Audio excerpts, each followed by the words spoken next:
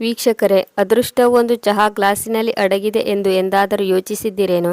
ಮುಂಜಾನೆಯ ಸುಮಾರು 9:30 ಸಮಯವಾಗಿತ್ತು. ಮಹಾರಾಷ್ಟ್ರದ ಒಂದು ಚಿಕ್ಕ ರೈಲ್ವೆ ಸ್ಟೇಷನ್ನಲ್ಲಿ ಒಬ್ಬ ಸಾಧಾರಣ ಯುವಕನು ಮೂಲೆಯಲ್ಲಿ ನಿಂತಿದ್ದನು. ಅವನ ಹೆಸರು ಆರವ್. ಒಂದು ಚಿಕ್ಕ ಚಹಾದ ಅಂಗಡಿಯಲ್ಲಿ ಪ್ರಯಾಣಿಕರಿಗೆ ಚಹಾ ಕುಡಿಸುತ್ತಿದ್ದನು. ಅವನ ನಗುವಿನಲ್ಲಿ ಒಂದು ಬೇರೆಯದೇ ತನ್ನತನವಿತ್ತು. ಅವನ ಆ ಒಂದು ನಗು ಸೋತ ಜೀವಗಳಿಗೆ ಒಂದು ಕ್ಷಣ ಬದುಕಲು ಶಕ್ತಿಯನ್ನು ನೀಡುತ್ತಿತ್ತು. ಅಷ್ಟರಲ್ಲಿ ಸ್ಟೇಷನ್ ಹೊರಗಡೆ ಒಂದು ಹೊಳೆಯುವ ಕಾರು ಬಂದು ನಿಂತಿತ್ತು. ಅದರಿಂದ ಒಂದು ಸುಂದರವಾದ ಹುಡುಗಿ ಇಳಿದಳು. ಅವಳ ಹೆಸರು ಅನ್ವಿ. ಅವಳು ನೋಡಲು ಯಾವುದೇ ಫಿಲ್ಮ್ ಹೀರೋಯಿನ್ಗಿಂತ ಕಡಿಮೆಯೂ ಇರಲಿಲ್ಲ. ಅವಳು ನಿಧಾನವಾಗಿ ನಡೆಯುತ್ತಾ ಆರವನ ಚಹಾದ ಪೆಟ್ಟಿಗೆಯ ಬಳಿ ಬಂದಳು. ಮೊದಲು ಸ್ವಲ್ಪ ಹೊತ್ತು ಅವನನ್ನೇ ದಿಟ್ಟಿಸಿ ನೋಡತೊಡಗಿದಳು. ನಂತರ ಸ್ವಲ್ಪ ಮುಗುಳ್ನಗುತ್ತಾ ಹೇಳಿದಳು, "1 ಕಪ್ ಚಹಾ ದೊರೆಯುವುದೇ?" ಆರವನು ಕೂಡ ತುಂಬ ಪ್ರಾಮಾಣಿಕತೆಯಿಂದ ಚಹಾ ಸರ್ವ್ ಮಾಡಿದನು. ಮೊದಲ ಗುಟುಕು ಚಹಾವನ್ನು ಹೀರುತ್ತಿದ್ದಂತೆ ಅವಳ ಮುಖದಲ್ಲಿ ಮಂದಹಾಸ ಮೂಡಿತು. ಚಹಾ ಕುಡಿಯುತ್ತಾ ಅವಳು ಆರವನ ಜೊತೆ ಮಾತನಾಡತೊಡಗಿದಳು. ಚಹಾ ಕುಡಿಯುತ್ತಾ ನಗುತ್ತಾ ಯಾವುದೋ ರಾಜಕುಮಾರಿ ಸಾಮಾನ್ಯ ಜೀವನಕ್ಕೆ ಕಾಲಿಟ್ಟಿದ್ದಾಳೆ ಎನ್ನುವಂತೆ ತೋರುತ್ತಿತ್ತು. ಆದರೆ ಚಹಾ ಕುಡಿದ ನಂತರ ಅವಳು ಹೇಳಿದ ಮಾತನ್ನು ಕೇಳಿ ಎಲ್ಲರೂ ನಿಬ್ಬೆರಗಾಗಿ ಹೋದರು. ಈ ಮಾತಿನಿಂದ ಆರವನು ಒಮ್ಮೆ ಬೆಚ್ಚಿಬಿದ್ದನು. ಅವಳು ಹೇಳಿದಳು, "ನೀನು ನನ್ನನ್ನು ಮದುವೆಯಾಗುತ್ತೀಯಾ?" ಆರವ್ ಆಶ್ಚರ್ಯಚಕಿತನಾದನು. ಅವನಿಗೆ ಉಸಿರು ಕಟ್ಟಿದಂತಾಯಿತು. ಆರವ್ ಯೋಚಿಸಿದನು. ಅವನಿಗೆ ನಂಬಲು ಕೂಡ ಸಾಧ್ಯವಾಗಲಿಲ್ಲ.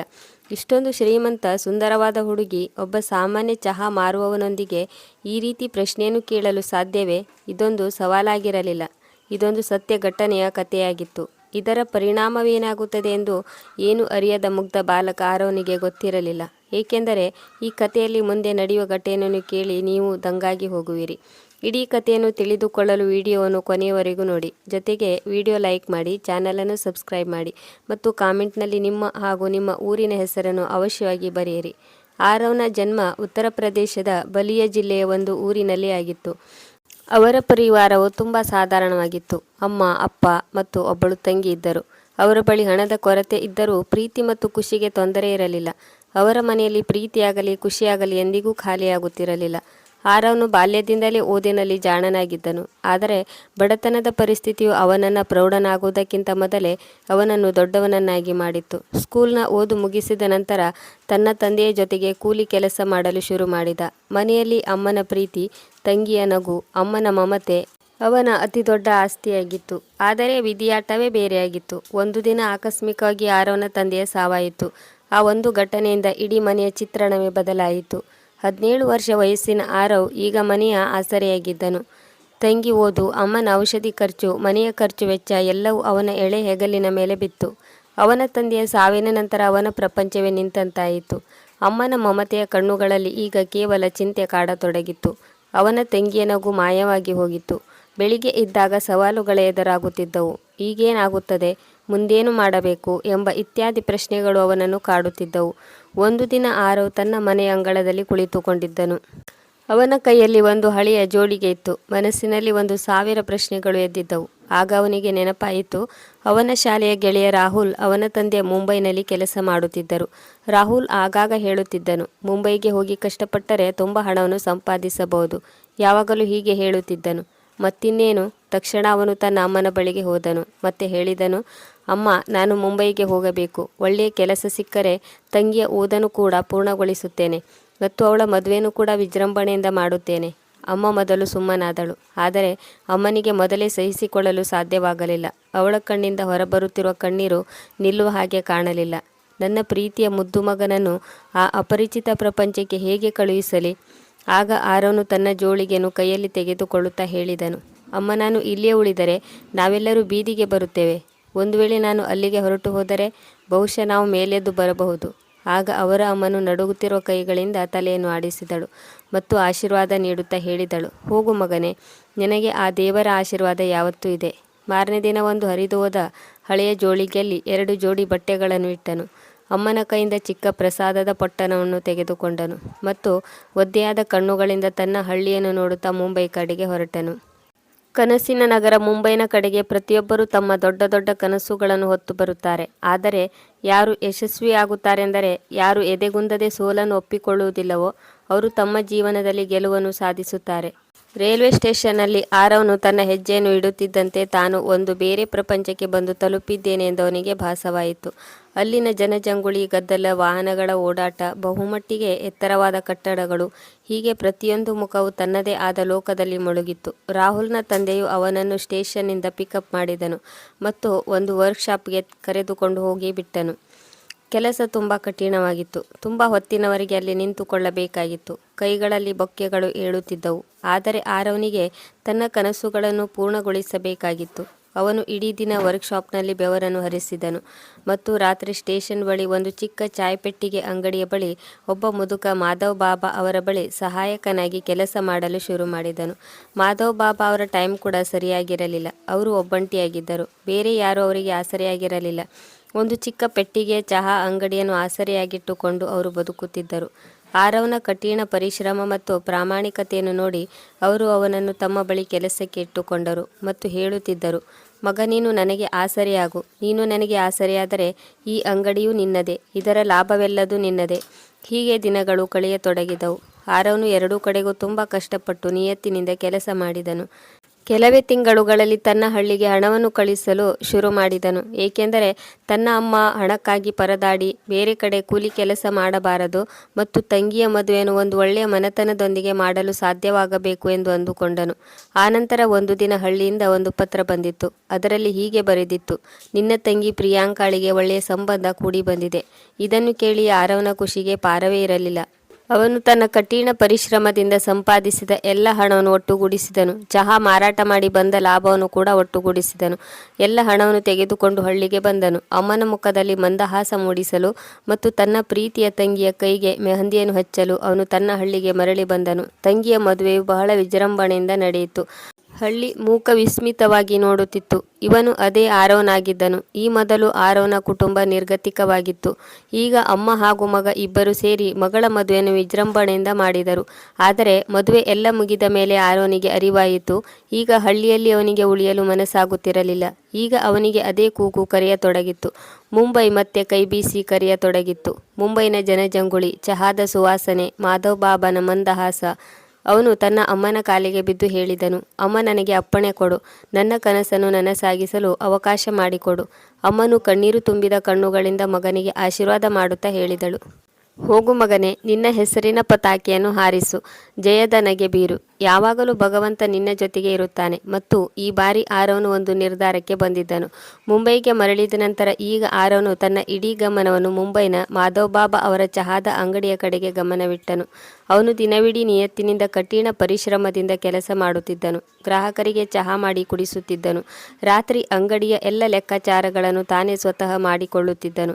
ಈಗ ಈ ಅಂಗಡಿಯು ಅವನದಾಗಿತ್ತು. ಬಾಬಾನು ಅಂಗಡಿಯನ್ನು ನಿಸ್ವಾರ್ಥ ಭಾವದಿಂದ ಆರವನ ಸುಪರ್ದಿಗೆ ಒಪ್ಪಿಸಿದ್ದನು ಮತ್ತು ಆರವನು ಕೂಡ ಬಾಬಾನನ್ನು ತನ್ನ ತಂದೆಯಂತೆ ಒಪ್ಪಿಕೊಂಡು ಅವನನ್ನು ಚೆನ್ನಾಗಿ ನೋಡಿಕೊಳ್ಳುತ್ತಿದ್ದನು. ಈಗ ಆರವನ ಜೀವನ ಒಂದು ಸರಳ ರೇಖೆಯಲ್ಲಿ ಸಾಗುತ್ತಿತ್ತು.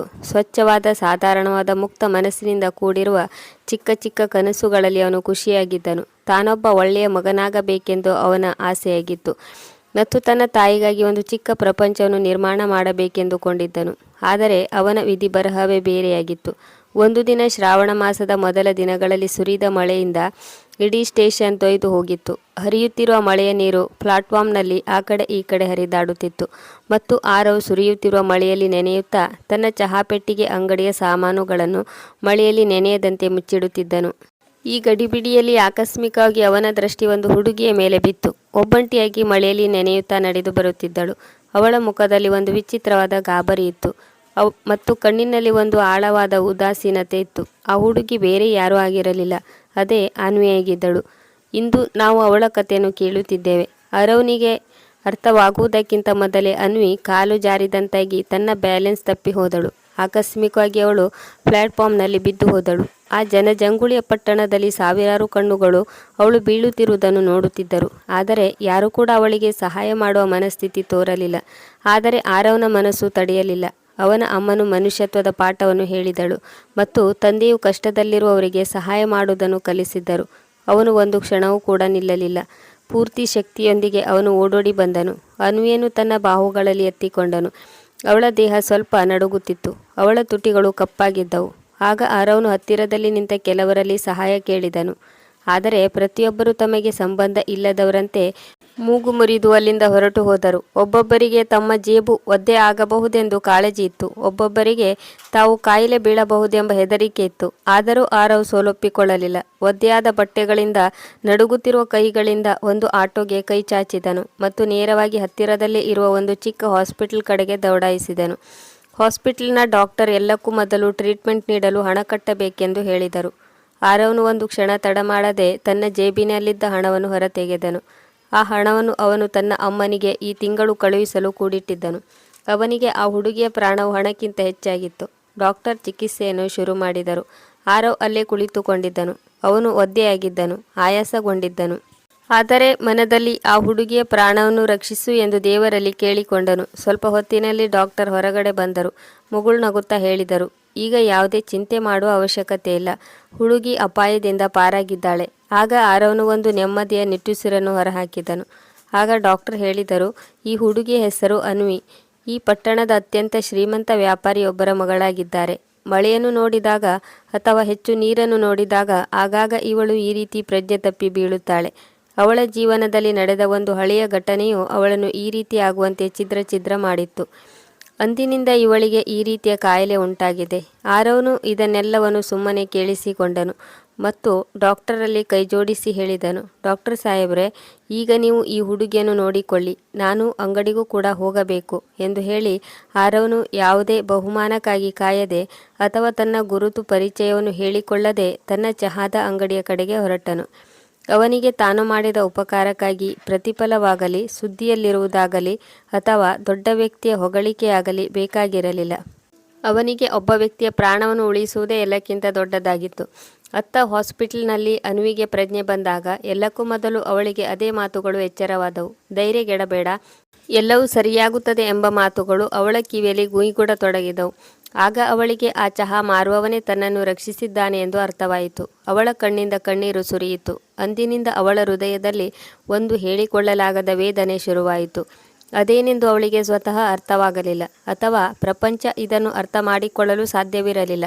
ಆ ದಿನದ ನಂತರ ಎಲ್ಲವೂ ಕನಸಿನಂತೆ ಭಾಸವಾಯಿತು. ಆಗ ಅನ್ವಿ ತನ್ನ ತಂದೆ ಪ್ರಶಾಂತ್ ಮೆಹರಾನ ಬಳಿ ಎಲ್ಲವನ್ನು ಹೋಗಿ ಹೇಳಿದಳು. ಮೊದಲಂತೂ ಪ್ರಶಾಂತ್ ಅವರು ಅಚ್ಚರಿಗೊಂಡರು. ಅವರ ಒಬ್ಬಳೇ ಮಗಳು, ಅದು ಕೂಡ ಒಬ್ಬ ಚಹಾ ಮಾರುವವನೊಂದಿಗೆ ಮದುವೆ ಮಾಡಿಕೊಳ್ಳಲು ಬಯಸಿದ್ದಾಳೆ. ಆದರೆ ಅವರು ಯಾವಾಗ ಅನ್ವಿಯ ಕಣ್ಣುಗಳಲ್ಲಿ ನಿಜವಾದ ಪ್ರೀತಿಯನ್ನು ನೋಡಿದರೋ ಆಗ ಅವರೇ ಸ್ವತಃ ಆರವ್ನನ್ನು ಭೇಟಿಯಾಗಿ ಅವನ ಪ್ರಾಮಾಣಿಕತೆ, ನಿಷ್ಠೆಯನ್ನು ಮತ್ತು ಕಠಿಣ ಪರಿಶ್ರಮವನ್ನು ತಮ್ಮ ಕಣ್ಣಾರೆ ನೋಡಿದರು. ತಕ್ಷಣ ಅವರು ತಲೆಯನ್ನು ಬಗ್ಗಿಸಿ ಭಗವಂತನಿಗೆ ಧನ್ಯವಾದ ಹೇಳಿದರು. ಕನಿಷ್ಠವೆಂದರೂ ತನ್ನ ಮಗಳಿಗಾಗಿ ಒಬ್ಬ ಹೃದಯವಂತ ಸಿಕ್ಕಿದ್ದಾನೆ. ಪ್ರಶಾಂತ್ ಅವರು ಯಾವುದೇ ವಿರೋಧವನ್ನು ವ್ಯಕ್ತಪಡಿಸದೆ ತಕ್ಷಣ ಅನ್ವಿ ಹಾಗೂ ಆರವ್ನ ಸಂಬಂಧಕ್ಕೆ ಒಪ್ಪಿಗೆ ಸೂಚಿಸಿದರು. ಅವರು ಅನ್ವಿಯಲ್ಲಿ ಹೇಳಿದರು, ಒಂದು ವೇಳೆ ಆರವ್ ನಿನ್ನನ್ನು ಖುಷಿಯಾಗಿ ಇಡುತ್ತಾನೆಂದರೆ, ನೀನು ಅವನೊಂದಿಗೆ ಖುಷಿಯಾಗಿರುತ್ತೀಯ ಎಂದರೆ ನನಗೆ ಇದಕ್ಕಿಂತಲೂ ದೊಡ್ಡ ಆಸ್ತಿ ಅಂತಸ್ತು ಯಾವುದಿದೆ? ಇತ್ತ ಕಡೆ ಆರವ್ನ ಅಮ್ಮನಿಗೆ ಈ ವಿಷಯ ತಿಳಿದಾಗ ಅವರ ಕಣ್ಣಿನಿಂದ ಖುಷಿಯ ಕಣ್ಣೀರು ಹರಿಯತೊಡಗಿತ್ತು. ಅದು ದುಃಖದ ಕಣ್ಣೀರಾಗಿರಲಿಲ್ಲ, ಖುಷಿಯ ಕಣ್ಣೀರಾಗಿತ್ತು. ತನ್ನ ಮಗನ ಅದೃಷ್ಟಕ್ಕೆ ಅವಳು ಕುಣಿಯತೊಡಗಿದಳು. ಹಳ್ಳಿಯ ಅಮ್ಮನು ಒಮ್ಮೆ ತನ್ನ ಮಗನನ್ನು ಕೂಲಿ ಕೆಲಸಕ್ಕೆ ಕಳುಹಿಸಲು ಅಸಹಾಯಕಳಾಗಿದ್ದಳು. ಇಂದು ಕೋಟ್ಯಾಧಿಪತಿ ಅಳಿಯನ ಅಮ್ಮನಾಗಲು ಹೊರಟಿದ್ದಳು. ಭಗವಂತನು ಕೊನೆಗೂ ಅವಳ ಮಮತೆಯ ಮೌಲ್ಯವನ್ನು ಭರಿಸಿದ್ದನು. ಆನಂತರ ವಿಜೃಂಭಣೆಯಿಂದ ಆರವ್ ಹಾಗೂ ಅನ್ವಿಯ ಮದುವೆ ನಡೆಯಿತು. ಸ್ಟೇಷನ್ನ ಆ ಚಿಕ್ಕ ಚಹಾ ಮಾರುವವನನ್ನು ಜೀರೋದಿಂದ ಹೀರೋ ಮಾಡಲಾಯಿತು. ಎಲ್ಲ ನ್ಯೂಸ್ ಪೇಪರ್ಗಳಲ್ಲಿ ಹೆಡ್ಲೈನ್ನಲ್ಲಿ ಈ ವಿಷಯವನ್ನು ಪ್ರಕಟಿಸಲಾಯಿತು. ಒಬ್ಬ ಚಹಾ ಮಾರುವವನ ಪ್ರಾಮಾಣಿಕತೆಯು ಒಬ್ಬ ಕೋಟ್ಯಾಧಿಪತಿಯ ಹೃದಯವನ್ನು ಗೆದ್ದಿತು ಎಂಬ ಹೆಡ್ಲೈನ್ ನ್ಯೂಸ್ ಪೇಪರ್ಗಳಲ್ಲಿ ಮೂಡಿತು. ಆರವ್ ಈಗಲೂ ಬದಲಾಗಿರಲಿಲ್ಲ. ಅವನು ಅಲ್ಲೇ ಇದ್ದನು, ಅದೇ ಸಾಮಾನ್ಯ, ಅದೇ ಸಾದಾ, ಅದೇ ನೆಲದೊಂದಿಗೆ ಹೊಂದಿಕೊಂಡಿರುವ, ಆದರೆ ಹೃದಯದಿಂದ ಶ್ರೀಮಂತನಾಗಿರುವ ಅದೇ ವ್ಯಕ್ತಿಯಾಗಿದ್ದನು. ಮದುವೆಯಾದ ಮೇಲೆ ಪ್ರಶಾಂತ್ ಮೆಹ್ರಾ ಅವರು ತನ್ನ ಕಂಪನಿಗಳಲ್ಲಿ ಒಂದು ಕಂಪನಿಯನ್ನು ನಡೆಸಲು ಆರವ್ನಿಗೆ ನೀಡಿದರು. ಆರವ್ನು ಕೂಡ ಹಗಲು ರಾತ್ರಿ ಕಷ್ಟಪಟ್ಟು ತನಗೆ ನಡೆಸಲು ಕೊಟ್ಟ ಕಂಪನಿಯನ್ನು ತುಂಬ ಎತ್ತರಕ್ಕೆ ಕೊಂಡೊಯ್ದನು.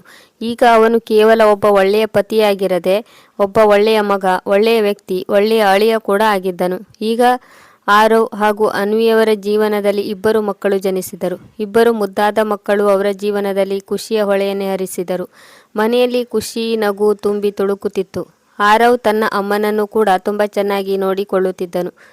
ಆ ಅಮ್ಮ ಒಮ್ಮೆ ತನ್ನ ಮಗನಿಗಾಗಿ ದೊಡ್ಡ ಕನಸನ್ನು ಹೊತ್ತಿದ್ದಳು. ಇಂದು ಆರಾಮಾಗಿ ಆಕೆಯು ತನ್ನ ಮೊಮ್ಮಕ್ಕಳಿಗೆ ಕಥೆಯನ್ನು ಹೇಳುತ್ತಿದ್ದಳು. ಒಮ್ಮೊಮ್ಮೆ ಹಳ್ಳಿಯ ಹಿರಿಯರು ಮುಂಬೈಗೆ ಬರುತ್ತಿದ್ದರು. ಈತ ಅದೇ ಆರವ್ ಎಂದು ಅವರಿಗೆ ನಂಬಲು ಕೂಡ ಸಾಧ್ಯವಾಗಲಿಲ್ಲ. ಹಿಂದೊಮ್ಮೆ ಈತನಿಗೆ ಆಸರೆಯ ಅವಶ್ಯಕತೆ ಇತ್ತು. ಇಂದು ಈತನೇ ಹಲವಾರು ಜನರ ಆಸರೆಯಾಗಿದ್ದನು. ಆರವ್ ಎಂದಿಗೂ ತನ್ನ ಹಿಂದಿನ ಜೀವನವನ್ನು ಮರೆಯಲಿಲ್ಲ. ಕಷ್ಟವೆಂದರೆ ಏನು ಎಂದು ಅವನಿಗೆ ಗೊತ್ತಿತ್ತು.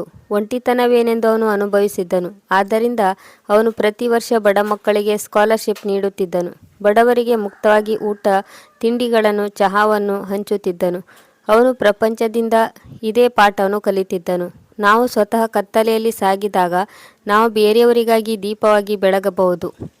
ಇಂದು ಕೂಡ ಯಾವಾಗ ಮಳೆಗಾಲದ ಪ್ರಥಮ ಹನಿ ಬೀಳುತ್ತದೆಯೋ ಆಗ ಆರವ್ ಮತ್ತು ಅನ್ವಿ ಇಬ್ಬರು ಹಳೆಯ ರೈಲ್ವೆ ಸ್ಟೇಷನ್ನ ಚಹಾದ ಪೆಟ್ಟಿಗೆ ಅಂಗಡಿಯ ಕಡೆಗೆ ಮುಗುಳ್ನಗುತ್ತಾ ನೋಡುತ್ತಾರೆ. ಅಲ್ಲಿಯ ಒಂದು ಕಪ್ ಚಹಾವು ಎರಡು ಹೃದಯಗಳನ್ನು ಎಂದೆಂದಿಗೂ ಒಂದುಗೂಡಿಸಿತ್ತು. ನಾವು ಎಂದಿಗೂ ಬೇರೆಯವರಿಗೆ ಸಹಾಯ ಮಾಡುವುದಕ್ಕೆ ಹಿಂಜರಿಕೆ ಪಟ್ಟುಕೊಳ್ಳಬಾರದು. ಏಕೆಂದರೆ ನಮಗೆ ಗೊತ್ತಿಲ್ಲ, ನಮ್ಮ ಒಂದು ಚಿಕ್ಕ ಸಹಾಯವು ಎದುರು ಇದ್ದವರ ಇಡೀ ಜೀವನವನ್ನೇ ಬದಲಾಯಿಸಬಹುದು ಮತ್ತು ನಮ್ಮ ಇಡೀ ಜೀವನ ಕೂಡ ಬದಲಾಗಬಹುದು. ಒಂದು ವೇಳೆ ನೀವು ಆರವ್ನ ಜಾಗದಲ್ಲಿ ಇದ್ದರೆ ಯಾವುದೇ ಸ್ವಾರ್ಥವಿಲ್ಲದೆ ಯಾವುದೇ ಅಪರಿಚಿತ ವ್ಯಕ್ತಿಗಳಿಗೆ ಸಹಾಯ ಮಾಡುತ್ತಿದ್ದೀರೆ? ಅನ್ವಿ ಮತ್ತು ಅವರ ತಂದೆಯ ಬಗ್ಗೆ ನಿಮ್ಮ ಅಭಿಪ್ರಾಯವೇನು? ಅವಶ್ಯವಾಗಿ ಕಮೆಂಟ್ ಬಾಕ್ಸ್ನಲ್ಲಿ ತಿಳಿಸಿರಿ. ಏಕೆಂದರೆ ನಿಮ್ಮ ಈ ಉತ್ತರದಿಂದ ಇಂದು ಕೂಡ ಈ ಜಗತ್ತಿನಲ್ಲಿ ಮನುಷ್ಯತ್ವ ಎನ್ನುವುದು ಎಷ್ಟು ಉಳಿದಿದೆ ಎಂದು ಅರಿತುಕೊಳ್ಳಲು ಸಾಧ್ಯ. ಜೊತೆಗೆ ನಮ್ಮ ಈ ಸತ್ಯ ಘಟನೆಯ ಕಥೆ ನಿಮಗೆ ಇಷ್ಟವಾಗಿದ್ದರೆ ಅವಶ್ಯವಾಗಿ ಒಂದು ಲೈಕ್ ನೀಡಿ ಮತ್ತು ನಮ್ಮ ಚಾನಲನ್ನು ಸಬ್ಸ್ಕ್ರೈಬ್ ಮಾಡಿ. ಕತೆ ಕೇಳಿದ್ದಕ್ಕಾಗಿ ಧನ್ಯವಾದಗಳು. ಜೈ ಹಿಂದ್, ಜೈ ಭಾರತ್.